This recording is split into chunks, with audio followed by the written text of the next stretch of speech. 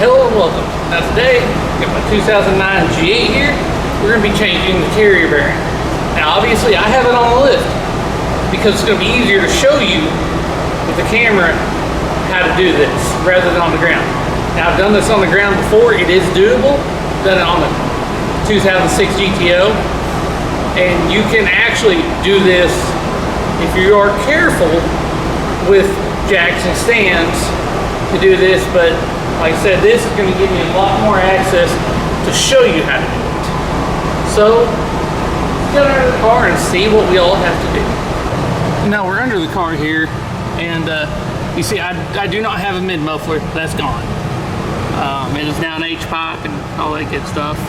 The carrier bearing is actually, see the bolt there and the bolt there for it? This little drop down here that is right above this is where your carrier bearing is. But you see, we're gonna have to drop the exhaust, drop the heat shield. Now that won't be too big of a problem. We're gonna do here and here. Let's take the O2 sensors out real quick. Now you could use an O2 socket, but for this situation, I'm just gonna use 7/8 and break that loose.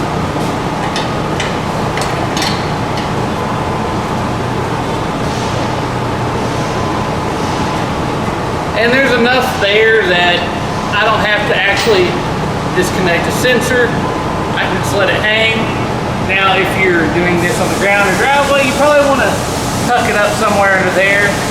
That way, you know, you don't damage the end there and all that stuff. Alright, now for the exhaust flange bolts, which is 15 millimeter. And mine's a little bit different than y'all's probably, because obviously there's a bolt on the back side. I welded mine on. That way I didn't have to use a wrench on the back side. But you may have to use a wrench on the back side. Just gonna break mine loose a little bit.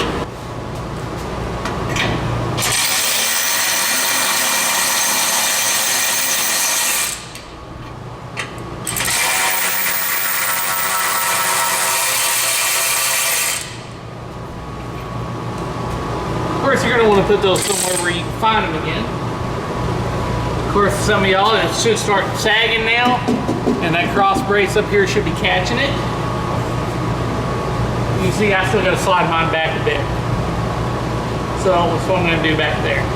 Now, if you are dropping the exhaust, I suggest you have something at this point to have something to catch it, if you will. Obviously, these bushings are holding it in place. And if you got that loose enough to move, you know, that crossbar is in the way still. So you want something there to catch it and bring it down, all that good stuff. So make sure you got something like that. Right now I got the cross brace in. I'm personally not worried about it, but make sure you got something to be safe. I'm just gonna take these two 15s off each side. Take them off.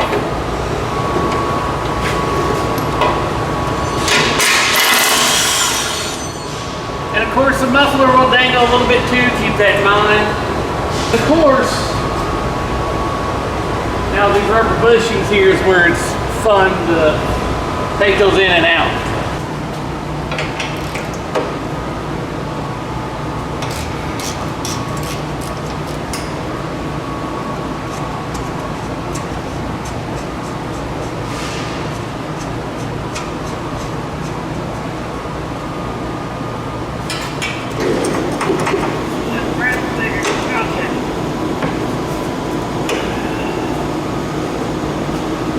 Obviously, this is a lot easier up in the air.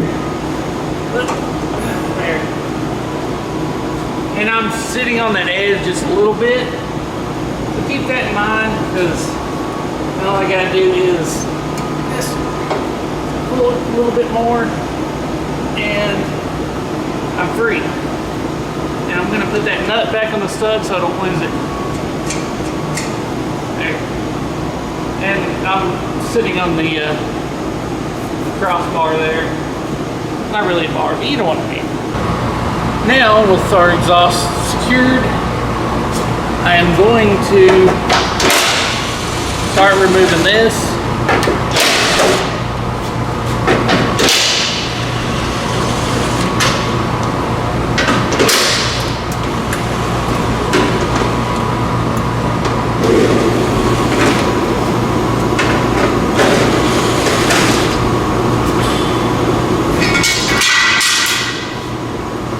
And then I will remove the exhaust.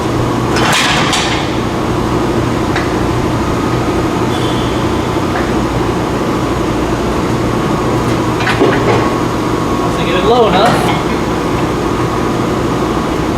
I think modern technology, there would be a hand crank here, there'd be a faster one. But you know.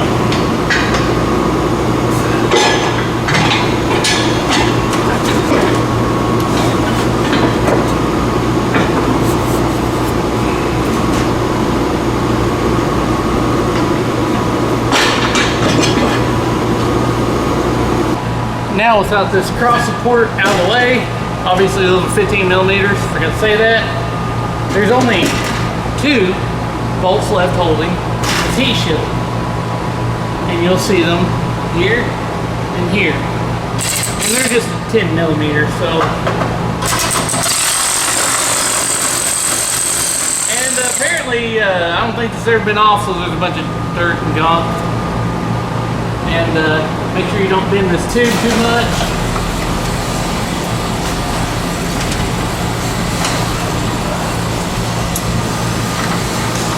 Put that back in place, same thing on the other one.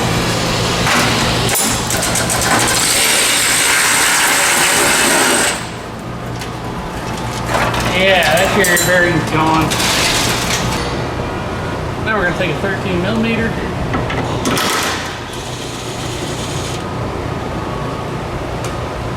And get the carrier bearing out of the way.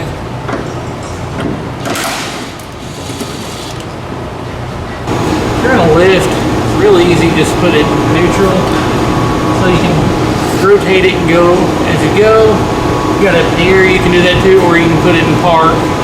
Especially if you're using something that you're gonna have to use both hands to try to break it loose. You're probably gonna turn it, put it in park, break the bolt loose, take it out, put it back in neutral, spin it, take the next bolt out, etc. I'm going to go ahead and unbolt the drive shaft right here on this side. I'm going to have to fit a 19 on the back side and an 18 on the front.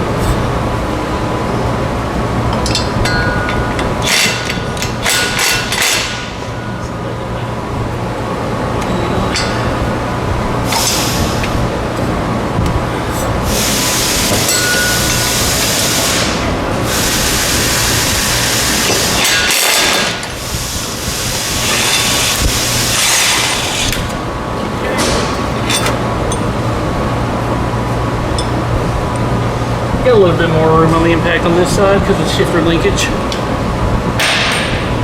And we'll just, again, this is if you're doing it without a power tool or something, you're going to have to probably put it in park and neutral, park neutral as you're going.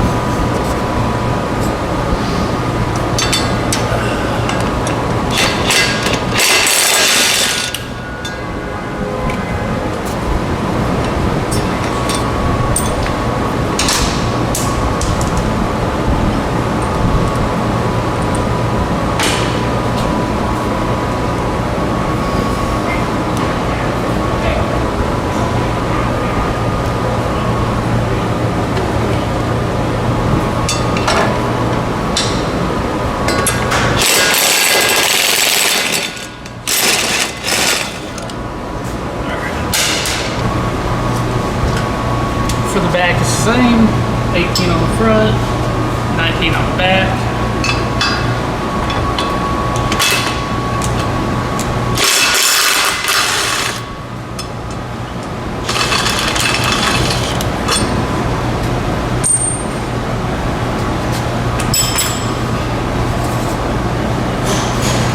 And of course, at this point with the front off, you can go ahead and just put it in park and take the key out.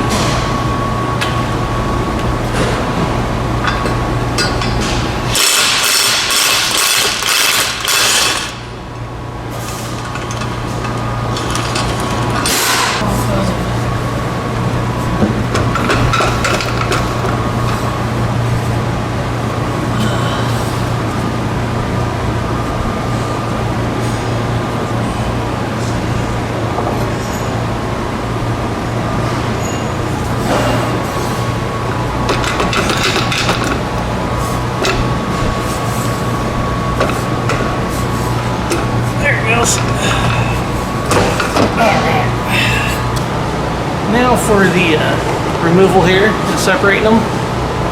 You could probably do this under the car without taking both off. It's possible. But here it's easier to show you. I was having a little bit of struggle. I didn't really want to pull a lot on the lift. So all I did was slide the dust cover down, spray some WD-40 up in there, and work it, and then eventually there. I'm going to carefully take this O-ring off real quick so don't damage it on anything. Spray a little WD-40 around this. And I've seen people use air hammers and all that, but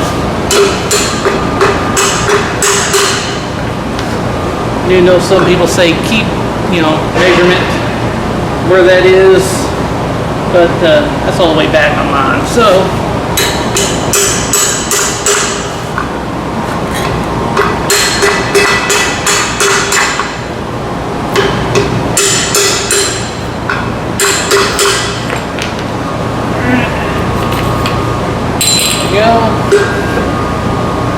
now we have snap ring on the inside to remove. So there's a snap ring inside there, and all we're going to do is simply, well, I say simply, use a straight pair, get in there.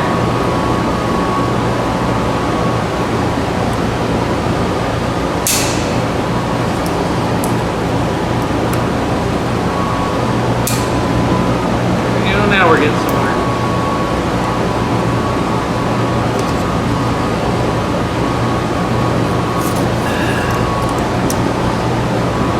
There's a snap ring.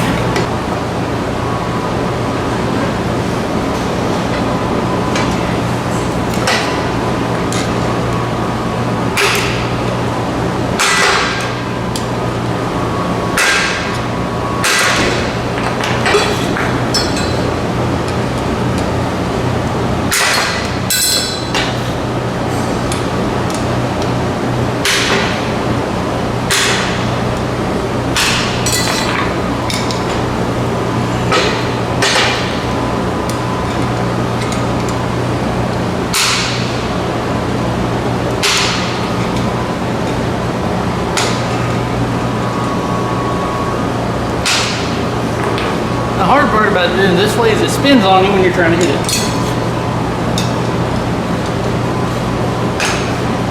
There we go. One removed carrier bearing.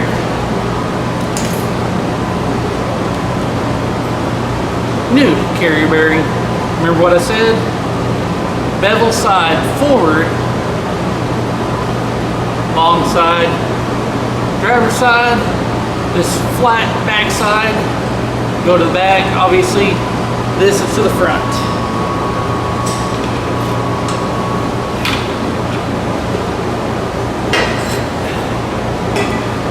Now carefully, if I had a rubber mallet, it'd be better.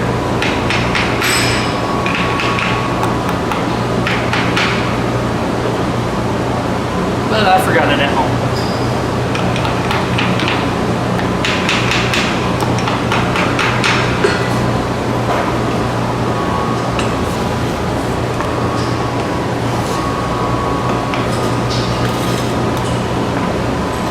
Now the other end is on a block of wood, so I'm not driving that down the concrete and putting a burr on the end.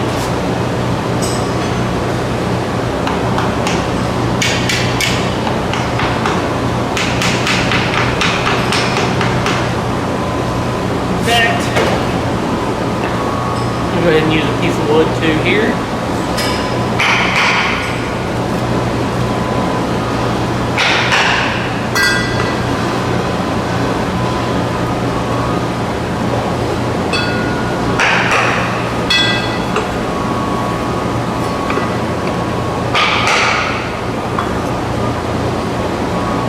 Should be able to start seeing your snap ring groove, and that's where you know when you're good. WD-40 and grease will make this a little easier.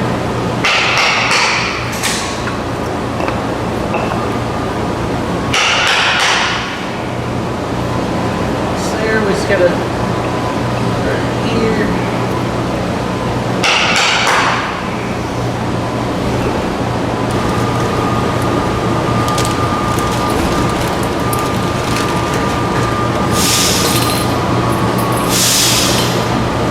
Now you should have a new snap ring.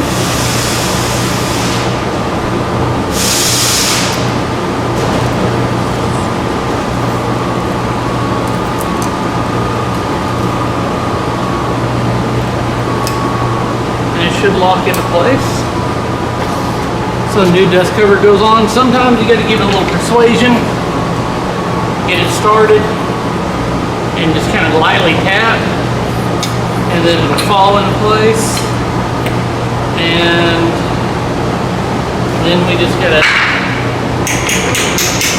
tap it in a little bit. Then with the new O-ring in place, put the drive shafts back together and reinstall them.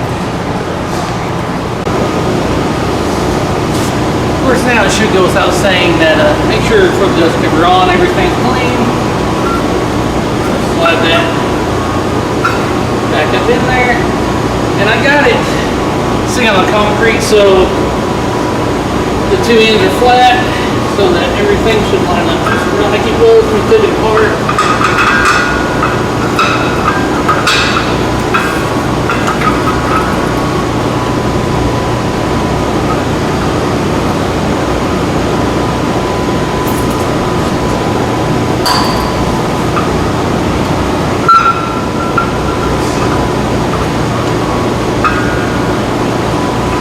That new O-ring is probably a little tighter.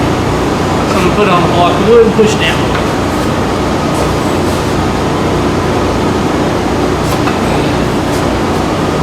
There.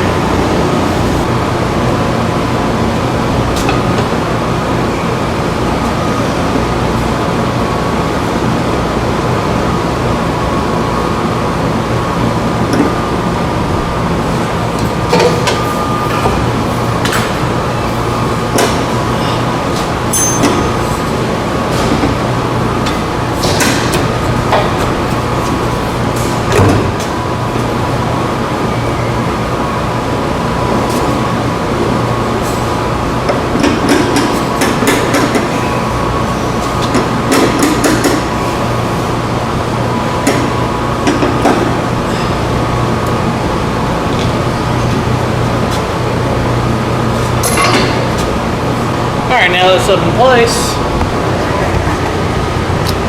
we shall I'm going to start by getting the carrier bearing in place and dropping the bolts.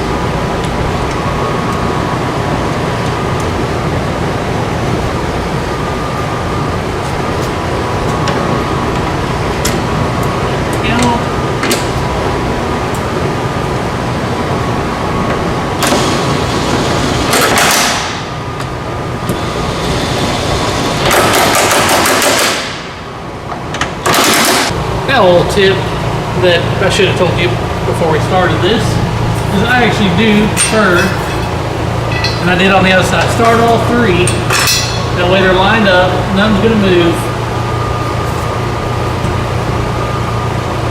Get the nuts on the back side, get them finger tight. Sometimes like that one's hard to get to right now, but the other side I'll get as many as I can, turn it. Get them all started, that way you know everything's lined up, and tighten them down. Now it's time for the heat shield. Everything's tightened up. Make sure everything's good. All that good stuff before you put the heat shield on, because put the heat shield exhaust on, it's hard to get to anything else. Now remember, these two holes in the shield actually go to the carrier bearing bolts. I don't know why they did that. You can't really take it off without, you know, removing everything anyway. So,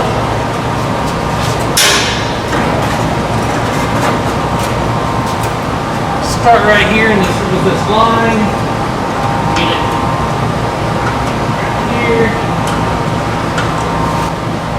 and we'll just tighten these two 10mm up real quick. Now probably, especially if you're doing this by yourself like I am, whether you're on the ground or a lift, obviously my bolts again are welded into the collectors over there. Now you can go ahead and put yours in, that way when you slide it on that way, you got something holding that in, and then you should be able to bring this side up and attach it to this stud that's right here, if y'all remember. Or if you just did the bushing route, you can just slide it into the bushings on this side, and then slide it up that way, and then put your bolts in on that side, whichever way it works for you.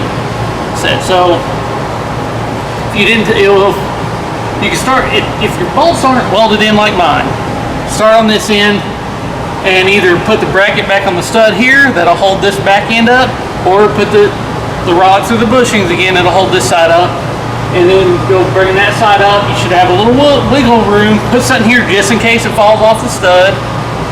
And the bushings, you're going to have to force them off, so you don't need to worry about that. You can put your bolts through that side and tighten everything up. Or, like me, my bolts are there, they're not going anywhere. I can slide that end on, and then bring this side up.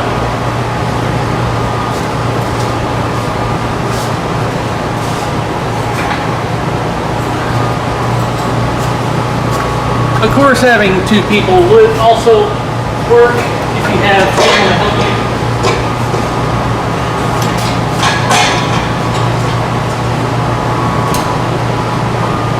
Or one of these very nice little stands here to hold it in place.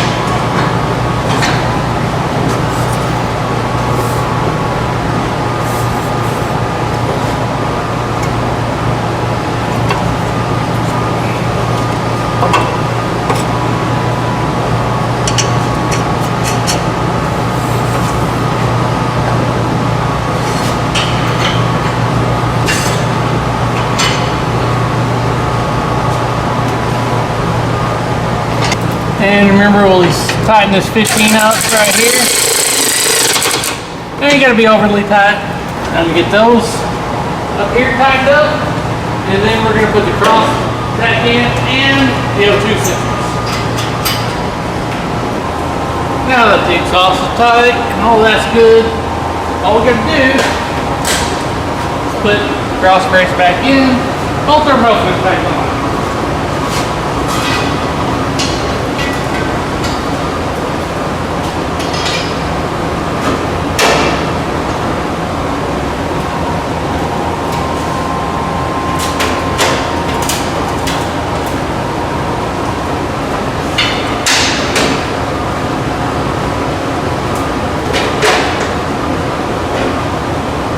Which is obviously going to be way easier than anything else we did. So once those are bolted up, we're done.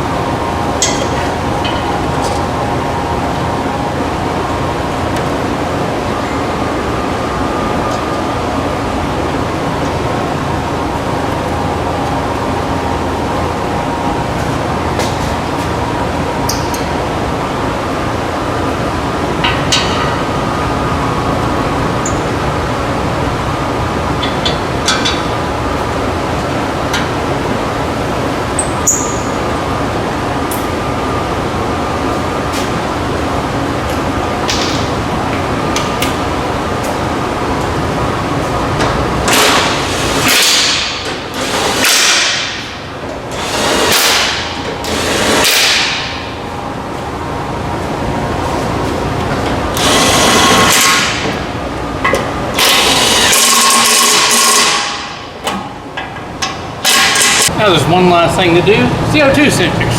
Now let me show you a trick so you don't have to unplug and plug it back up, all that if you don't want to. You can, you don't have to. So we know when we tighten it up, we're going to be going clockwise. So I'm going to twist this several times counterclockwise, then put it in, and then twist it back clockwise, and that way the wire's not as twisted.